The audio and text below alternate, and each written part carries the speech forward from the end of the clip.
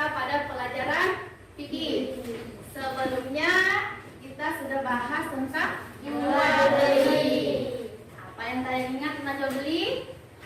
Harus ada apa? Ada tempat dan pembeli. Ada barang, ada kesepakatan. Nah, pada materi hari ini itu kita akan membahas tentang khiyar, masih pada bab yang sama. Jadi masih ada kaitannya dengan jual beli. Karena khiyar itu merupakan transaksi jual beli yang mengambil keputusan apakah dia mau melanjutkan pembeliannya atau membatalkan. Paham?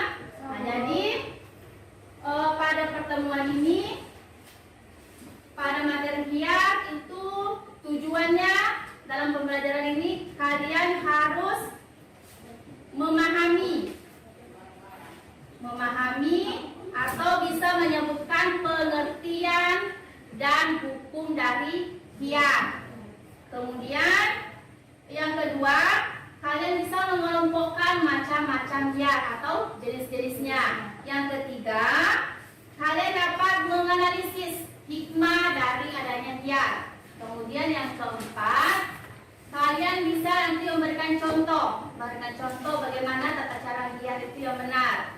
Dan yang kelima, kalian bisa mempraktekkan bagaimana tata cara khiyar dari hampir sama dengan jual beli.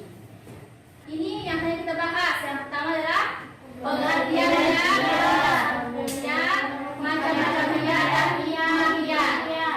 Yang pertama, pengertian khiyar. Khiyar itu artinya memilih, dengan memilih antara dua pilihan. Itu menurut bahasa. Sedangkan kalau menurut istilah, hak memilih bagi penjual atau pembeli untuk meneruskan akad transaksi jual beli atau membatalkannya. Jadi ada pilihannya. Kemudian dasar hukum khiyar. Hukum khiyar adalah mubah. Boleh. Sama juga dengan jual beli kemarin. Tapi misalnya kaitannya kalian harus tentu ada barang, ada penjual, kemudian ada pembeli, ada juga uangnya. Selanjutnya macam-macam khiyar. Ada khiyar majelis, khiyar syarat, khiyar lagi, dan khiyar mubah. Kita bahas satu persatu.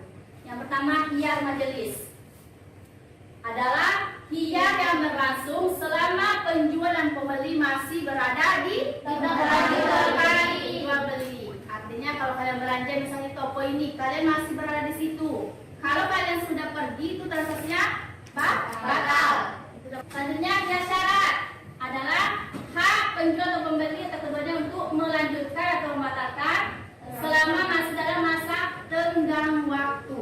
Jadi kalau khiyar syarat ini ada syaratnya. Sedangkan khiyar ID itu artinya cacat.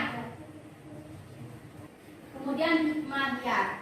Nih, hikmahnya yang pertama, menghindarkan terjadinya penyesalan sejak ini antara kedua belah pihak.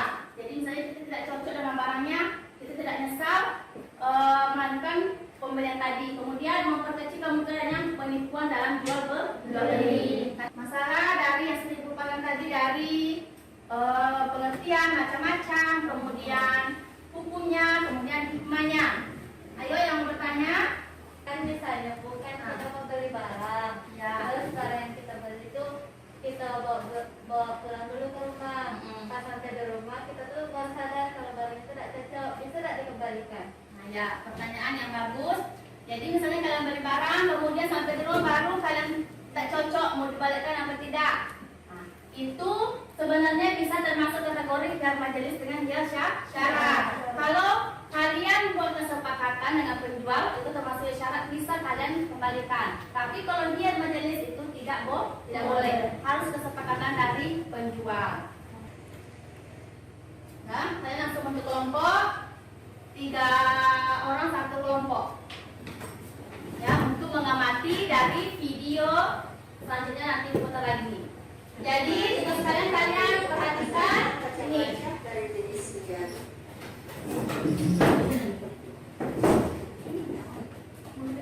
Yang pertama adalah khiyar majelis. Khiyar majelis adalah hak pilih dari kedua belah pihak yang berakad untuk membatalkan akad selama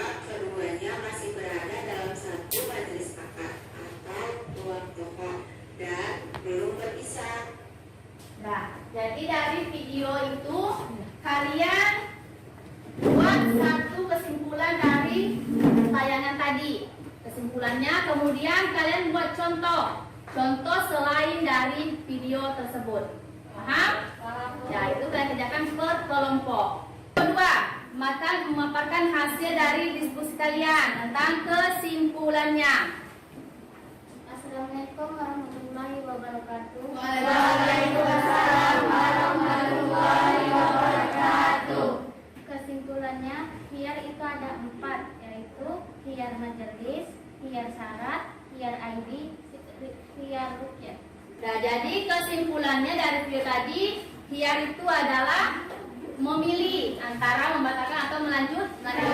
Itu sudah benar dari kelompok 2 tadi. Selanjutnya, ya, kalian mengumpulkan minggu besok.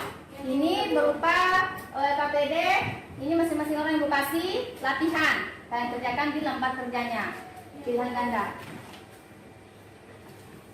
Masuk ke tujuan yang keempat, yaitu memberikan contoh. Jadi di sini sudah ibu siapkan juga videonya.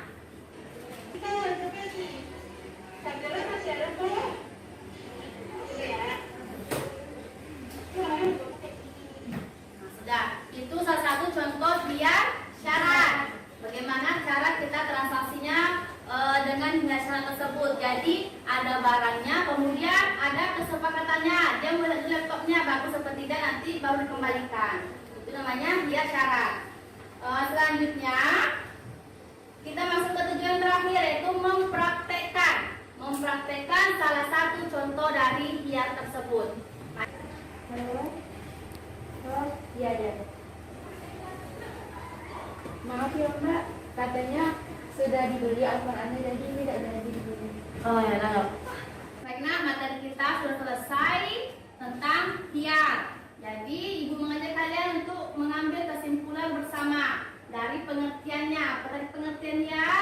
Memilih antara melanjutkan atau membatalkan. Kemudian macam-macamnya ada 4. Kemudian untuk selanjutnya itu materi kita tentang kirot.